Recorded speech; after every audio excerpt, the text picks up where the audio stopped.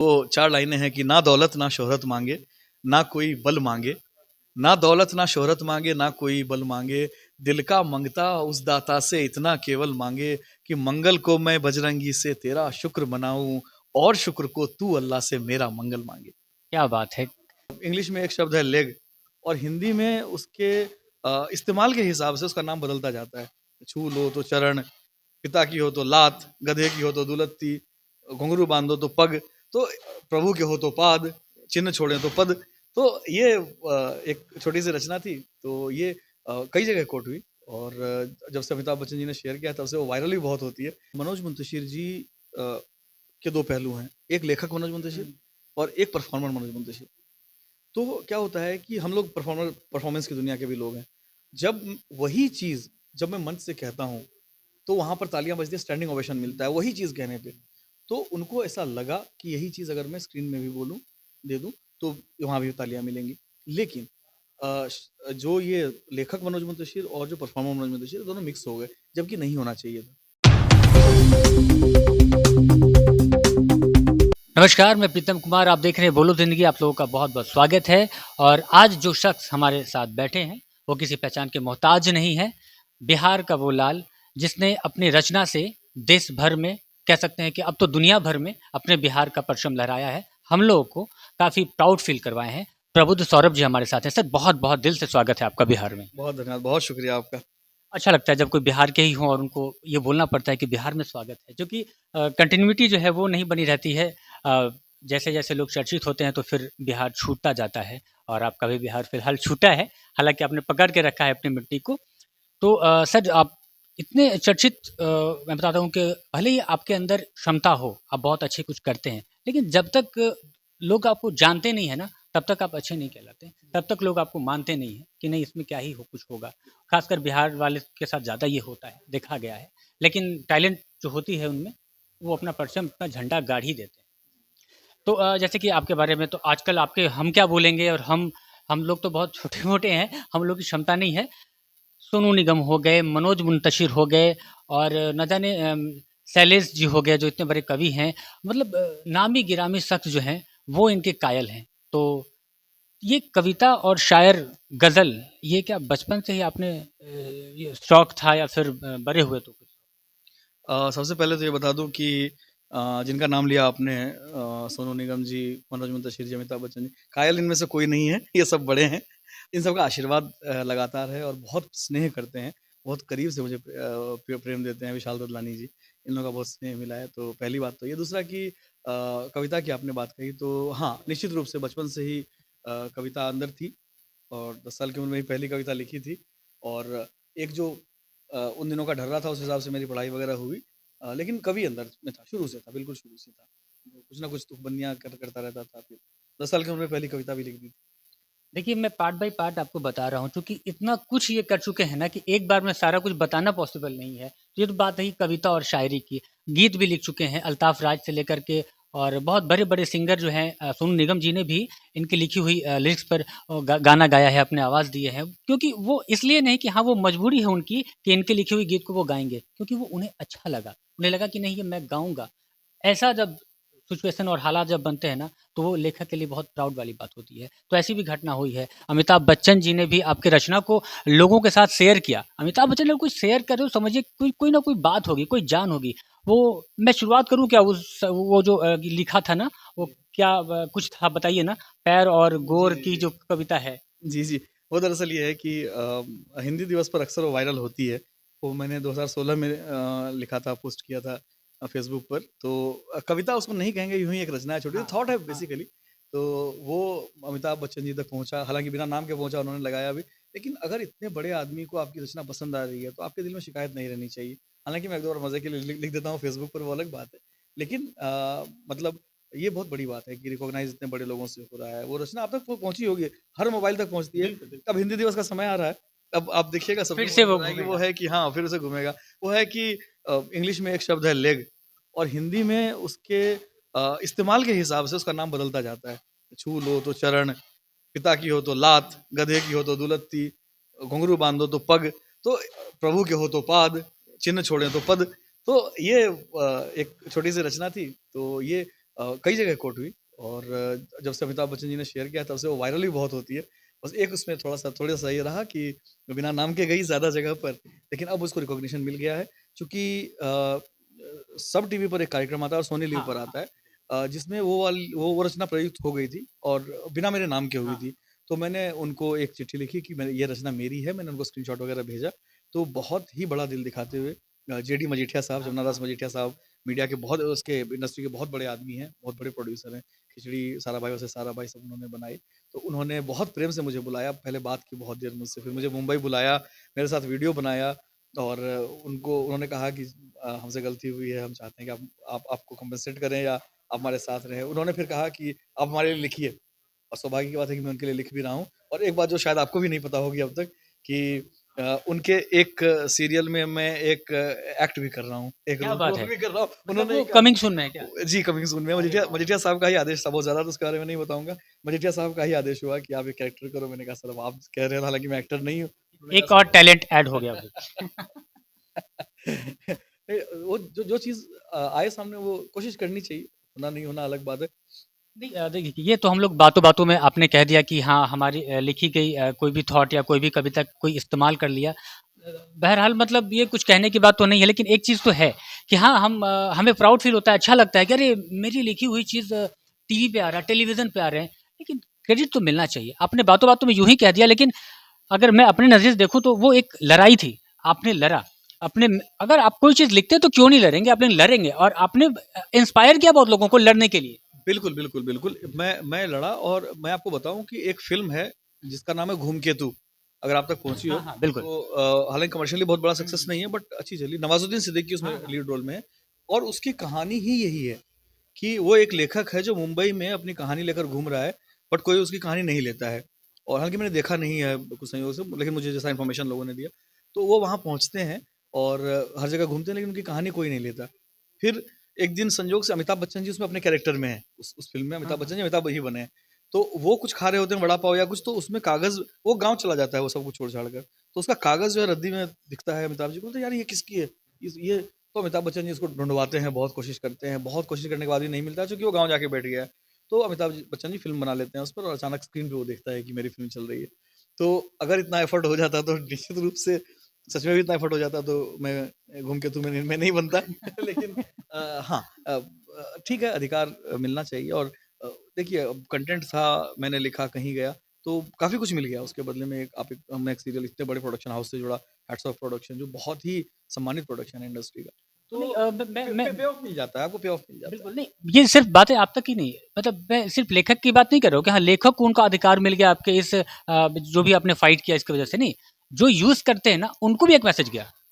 हाँ, बिल्कुल मैसेज गया और क्योंकि कहते हैं ना there is no free meal in the world, तो ये पता होना चाहिए, ये सबको ही पता होना चाहिए। जैसे संस्थाएँ आजकल काम कर रही हैं, आईपीआरएस संस्था जो है, पहले लेखक को गाने के लेखक को रॉयल्टी नहीं मिलती थी। आईपीआरएस ने बहुत लंबी लड़ाई लड़ी, जावेद साहब उसको लीड कर रहे थे उस लड़ाई को, काफ़ी दिन तक लड़े और अब कुछ सालों से आईपीआरएस नाम की संस्था है, जो कोई भी गाना कहीं भी बज रहा हो, उसकी रॉयल्टी में से हिस्सा अब लेखक को भी मिल रहा है, लिरिसिस्ट को भी मिल रहा है और अच्छा खासा अमाउंट। तो ये बहुत बड़ी बात हो गई। तो अधिकारों की लड़ाई ऐसे ही धीरे-धीरे चलती है और जब एक जगह, वही आपने कहा कि एक जगह होती है तो हर जगह होती है हाँ। फिर।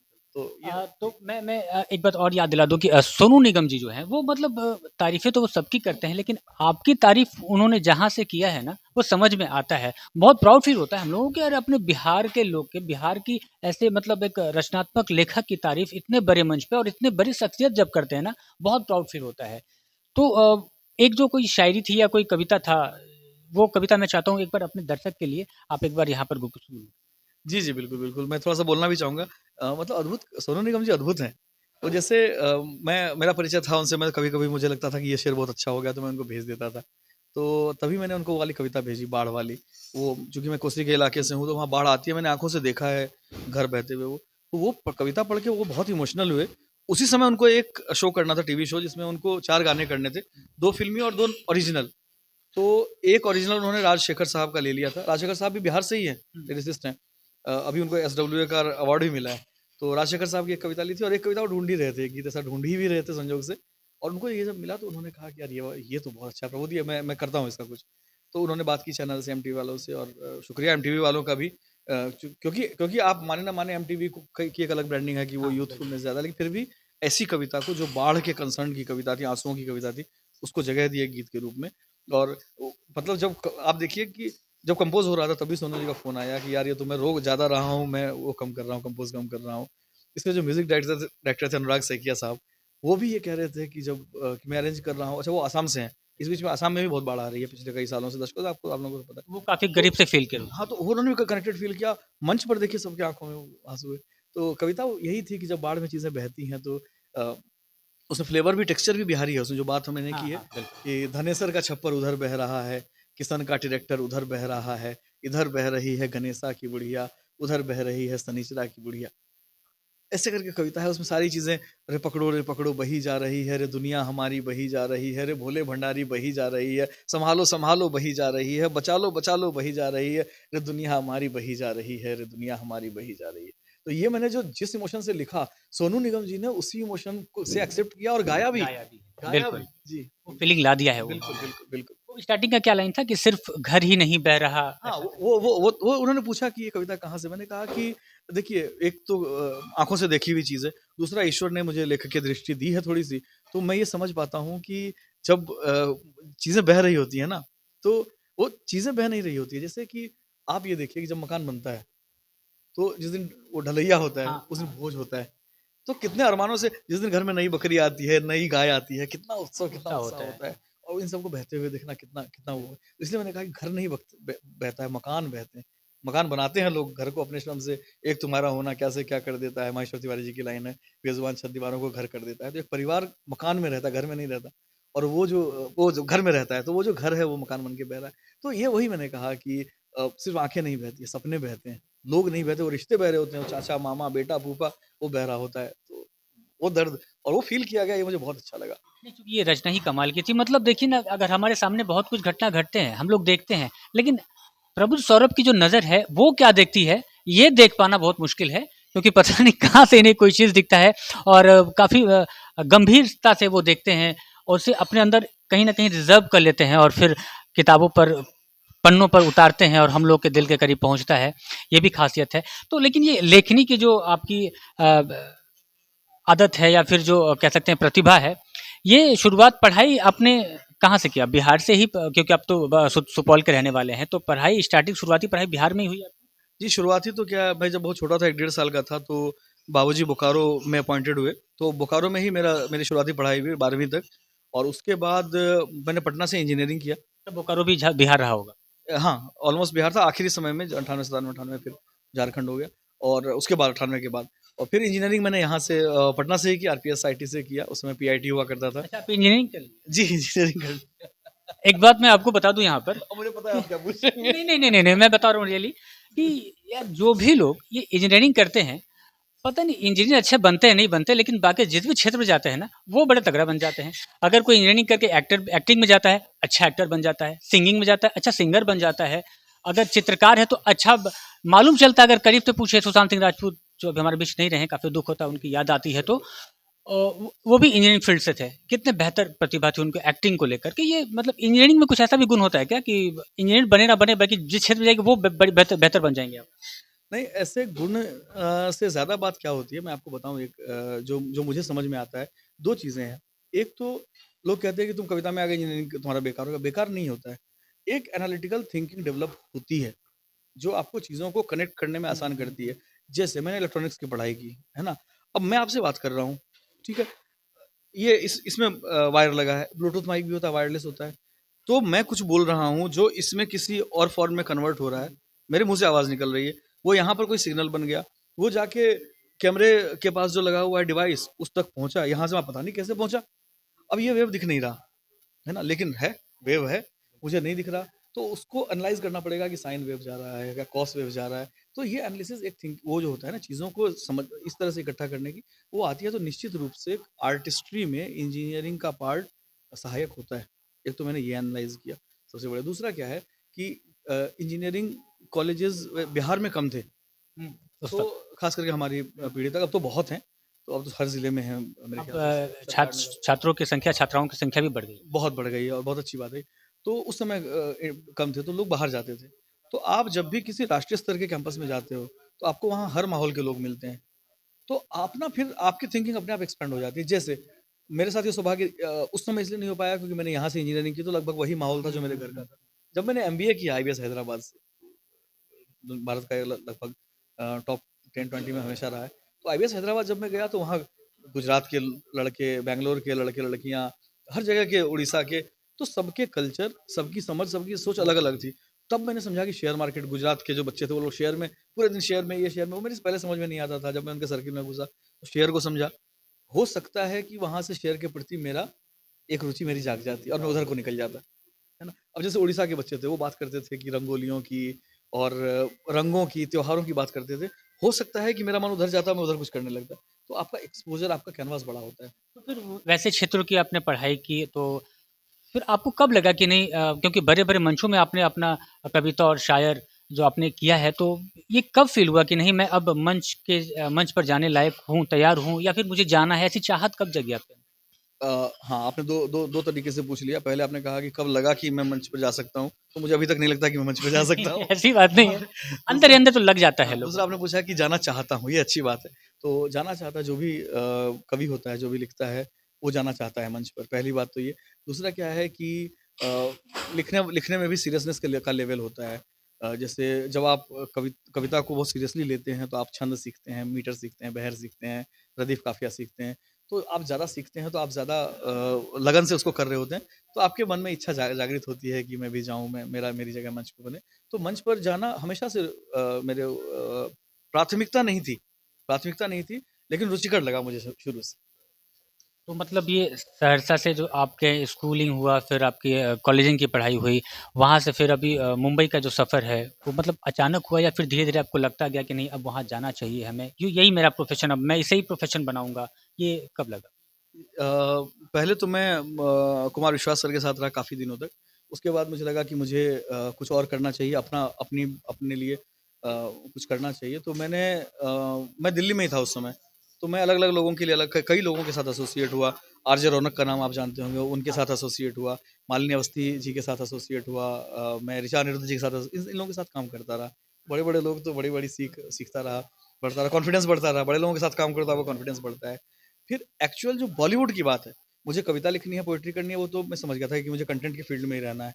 बॉलीवुड की बात जब इंडियन आइडल में मेरा शेर कोट किया मनोज मनोज मुंतशिर मुंतशिर ने, सर ने किया। जी, तो इतने बड़े व्यक्ति ने, पहले तो इतने बड़े व्यक्ति ने कोट किया, नाम लेकर कोट किया, इसके लिए मैं जीवन भर उनका शुक्रगुज़ार रहूँगा, और वो करते हैं, नाम लेकर ही करते हैं।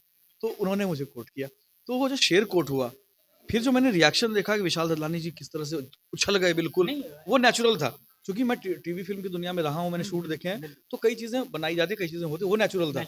वो यूँ यूँ कूद पड़े, बाबा रामदेव भी आश्चर्य से देख रहे हैं। वहाँ पर नेहा कक्कड़ जी थी, हाँ। हिमेश रेशमिया जी थे, सब लोग खड़े हो गए। तो एक शेर को इतना सम्मान मिलना एक सेट पर, मेरे आँखों से आँसू आ गए। मुझे लगा कि यार, इसका मतलब है कि मुंबई स्वीकार कर सकता है मुझे। तो मैं यहाँ पर आपको रोकूँगा और दर्शकों से बोलूँगा, ये जो घटना हुई ना, जो अचानक से सब बड़े-बड़े जो शख्सियत हैं, क्यों खड़े हो गए? क्योंकि वो रचना ही कमाल की थी। बहुत कमाल की थी। पहले आप वो रचना सुना दीजिए एक बार, मैं चाहता हूँ। जी, बिल्कुल। ताकि और दर्शक भी, आप लोग भी खड़े होकर तालियाँ बजाइएगा जहाँ भी होंगे। जी, बिल्कुल, और ये मैं मानता हूँ कि ये ईश्वर ने, कुछ चीज़ें आप लिखते हैं, कुछ चीज़ें ईश्वर लिखवा लेता है आपसे। नियति लिखवा लेती है, नाज़िल होती है ऊपर से। तो ये आ गई बस, क्योंकि ये एक ही बार ये शेर हो सकता था, दुनिया में दोबारा नहीं हो सकता अब ये शेर। तो ये मेरे नाम उन्होंने, ईश्वर ने बचा के रखा था कि प्रबुद्ध को देना है, उन्होंने दिया। उनकी बड़ी ईश्वरीय कृपा। वो 4 लाइनें हैं कि ना दौलत ना शोहरत माँगे, ना कोई बल माँगे, ना दौलत ना शोहरत माँगे, ना कोई बल माँगे, दिल का मंगता उस दाता से इतना केवल माँगे कि मंगल को मैं बजरंगी से तेरा शुक्र मनाऊँ, और शुक्र को तू अल्लाह से मेरा मंगल माँगे। क्या बात है! कमाल है। मतलब ये शब्द बहुत आम हैं, हमारे और आपके बीच हर रोज़ आते हैं, लेकिन इस शब्द को कहाँ और कैसे लगाना है, यही इनका जादू है, यही इनके कलम की जादू है। इसलिए इसलिए लोग इतने कायल हैं। इनकी अगर कोई रचना किसी के हाथ लगती है ना, तो वो छोड़ना नहीं चाहते हैं। वो चाहते हैं कि मैं कैसे इसे इसका मैं हिस्सा बन जाऊँ। मैं सच कह रहा हूँ, यही खूबी है आपकी। नहीं, नहीं, बिल्कुल, बिल्कुल। ये अच्छा लगता है। अच्छा लगता है कि आपकी रचना को इतने लोग पसंद करते हैं, और आप जहाँ भी जाते हो, आपसे पहले अगर रचना पहुँची हुई होती है, तो इतनी खुशी होती है। जैसे मैं आज आपसे मिला और आपने आपने मुझे मेरे शेर सुनाए, तो मुझे लगा यार, ये क्या दे दिया ईश्वर ने भाई, कि मेरे पहुँचने से पहले मेरी रचना पहुँच रही है, ये इससे बड़ी ब्लेसिंग नहीं हो सकती। अच्छा मनोज मुंतशिर सर की आपने चर्चा किया तो मुझे कुछ याद आ रहा है कि उनकी एक पिक्चर आई थी, बहुत ट्रोल हुए थे वो, तो इस पे आपको आप अपनी कुछ राय प्रतिक्रिया दे सकते हैं? जी, बिल्कुल। जी, बिल्कुल। मनोज मुंतशिर जी का प्रेम मेरे प्रति कितना रहा है, ये आम तौर पर लोगों को भी पता है, जो मेरे मित्र हैं, मेरे मित्रगण हैं, उनको पता है। उन्होंने शेर भी कोट किया। वो एक सीरीज़ करते थे, द न्यू इंक पोएट्री। उसमें वो नए-नए शायरों के पर एक-एक एपिसोड करते थे सब पर। तो एक एपिसोड में मेरे भी शेर पढ़े उन्होंने, सिर्फ़ मेरे शेर पढ़े पूरे एपिसोड में। तो वो ये सब करते हैं। इसमें जो आपने कहा, आदिपुरुष की बात की, इसमें 2 पहलू थे। एक तो क्या हुआ और एक क्यों हुआ? क्या हुआ इस पर बहुत बात हुई, सबने बात की और मेरे ख़्याल से पहली बार ऐसा हुआ कि लेफ्ट, राइट एंड सेंटर जो हम मुहावरा सुनते थे, तो वो लेफ्ट, राइट एंड सेंटर ने मिलके ट्रोलिंग की। पहली बार ऐसा हुआ। मैं इस पहलू पर जानना चाहता हूँ कि क्यों हुआ? बाद में मनोज भाई ने भी स्वीकार किया कि शायद कुछ गलती रही। तो ये क्यों हुआ मैं इस पर जानना चाहता हूँ। दरअसल मनोज मुंतशिर जी के 2 पहलू हैं। एक लेखक मनोज मुंतशिर और एक परफ़ॉर्मर मनोज मुंतशिर। तो क्या होता है कि हम लोग परफॉर्मेंस की दुनिया के भी लोग हैं। जब वही चीज़ जब मैं मंच से कहता हूँ, तो वहाँ पर तालियाँ बजती हैं, स्टैंडिंग ओवेशन मिलता है, वही चीज़ कहने पे। तो उनको ऐसा लगा कि यही चीज़ अगर मैं स्क्रीन में भी बोलूँ, दे दूँ, तो वहाँ भी तालियाँ मिलेंगी। लेकिन जो ये लेखक मनोज मुंतशिर और जो परफॉर्मर मनोज मुंतशिर, दोनों मिक्स हो गए, जबकि नहीं होना चाहिए था। क्यों नहीं होना चाहिए था? मैं आपको एक और इसका उल्टा एग्ज़ाम्पल देता हूँ। आप अजय देवगन जी, अक्षय कुमार जी के, शाहरुख खान जी के कितने बड़े फ़ैन हो। अगर यहाँ मंच पर अक्षय कुमार जी को खड़ा कर दिया जाए, अजय देवगन जी को खड़ा कर दिया जाए और कहा जाए कि आप 3 घंटे अपने डायलॉग सुनाइए, तो उनका बड़े से बड़ा फ़ैन नहीं सुन पाएगा। 3 घंटे डायलॉग कोई नहीं सुन सकता, जबकि पर्दे पे आप 3 घंटे देखते हैं, लगता है यार जल्दी खत्म हो गई फ़िल्म, थोड़ी-सी और होती। तो पर्दे की दुनिया बिल्कुल अलग है, मंच की दुनिया बिल्कुल अलग है। ये दोनों मिक्स हो गया जो नहीं होना चाहिए था। उनको समझ क्योंकि वही मनोज मुंतशिर यही बातें मंच से कहते हैं। मैंने देखा है तालियाँ बजते हुए, मैं उनके प्रोग्राम ओपन करता हूँ बहुत सारे, तो मैंने देखा है कि इस पर लोग खड़े होके स्टैंडिंग ओवेशन देते हैं। लेकिन वो पर्दे से नहीं बोला जा सकता था। तो दोनों दुनिया अलग-अलग है, दोनों चीज़ को अलग-अलग रखना चाहिए। दूसरा कारण मैं आपको बताता हूँ, मैंने बारीकी से ऑब्ज़र्व किया इसको। हालाँकि मैंने वो इस पर ज़्यादा चर्चा नहीं की, लिखा नहीं। लेकिन फिर भी मैं आपको पहली बार बता रहा हूँ ये कहीं पर ये बात कि जब शुरू में फ़िल्में बननी शुरू हुई, आप मुग़ल-ए-आज़म पे चले जाइए। उन दिनों फ़िल्मों में अभिव्यक्ति में जब डायलॉग बोले जाते थे, तो वो एनिमेटेड ज़्यादा होते थे, ज़ोर से बोलना, हाथ-पैर का की भंगिमाएँ, चेहरे की भंगिमाएँ ज़्यादा होती थी। तो वो क्यों होता था? क्योंकि नाटक से फ़िल्म पे आए थे हम। तो नाटक लाउड होता है यूजुअली। तो नाटक से फ़िल्म पर आए, तो एक भाषा भाषा वहाँ की कॉपी हुई। उसके बाद लगा कि नहीं ये ज़्यादा है कैमरे के हिसाब से, तो भाषा माइल्ड की गई। एक समय आया जब देवानंद साहब का समय आया, जॉय मुखर्जी साहब का समय आया, हीरो सॉफ्ट होने लगा, प्यारा होने लगा, प्यार, मोहब्बत, गुलाब ऐसी बातें होने लगी। लोगों ने उसको स्वीकार किया। इसके अगले स्टेप में आया अमिताभ बच्चन जी का युग। मैं आज भी फेंके हुए पैसे नहीं उठाता। ये पुलिस स्टेशन है, तेरे बाप का घर नहीं है। नाम दीनानाथ चौहान, बाप विजय दीनानाथ चौहान, बाप का नाम दीनानाथ चौहान। तो ये थोड़ा-सा एटीट्यूड जो लगभग बदतमीज़ी की कगार पर जा रहा था हीरो, लेकिन लोगों ने स्वीकार किया क्योंकि उससे पहले जो पीढ़ी थी, वो कुछ दूर तक ले आई थी, थोड़ा-सा आगे बढ़ा। इसके बाद एक युग और आया, वो युग आया मिथुन दा की फ़िल्मों का। मिथुन दा की फ़िल्मों का मतलब उस दौर, एक्शन एक्शन। वो जो दौर आया, नहीं एक्शन नहीं, नाम, नाम होने लगे, पाप को जलाकर राख कर दूँगा, कसम पैदा करने वाले की। डायलॉग क्या आया, तेरे तेरे नाम का कुत्ता पालूँ? अब ये बताइए, मैं एक दर्शकों से भी पूछना चाहता हूँ, जो आदमी, मान लेते हैं कोई आदमी मुग़ल आज़म देख के सोया हो, मुग़ल आज़म देख के सो गया हो और उसको उठा के हमने दिखाया तेरे नाम का कुत्ता पालूँ, तो वो तो जूते लेके दौड़ेगा मारने को, यार बिल्कुल, मैं फ़िल्म को क्या समझता था उनका? तो ये जो 5 स्टेप में होना था, ये आप एक बार में नहीं कर सकते, पहली बात। दूसरा कि धर्म का मामला है, तो बहुत सोच समझ के करना चाहिए और 5 स्टेप में अगर होता भी, चूँकि धार्मिक फ़िल्में बनी नहीं, धार्मिक फ़िल्म पिछले 40 साल से नहीं हाँ, बनी, शुद्ध बिल्कुल। धार्मिक फ़िल्में। तो इसलिए वो मौका ही नहीं मिला कि आप भाषा को, तो अचानक वहाँ से वहाँ आपने 5 सीढ़ी का जंप लगाया तो आपको चोट लगेगी। तो ये गलतियाँ जी, हुई, बहुत ये 2 बेहतरीन चीज़ गलतियाँ आपने हुई। बताया, बिल्कुल बारीकी से।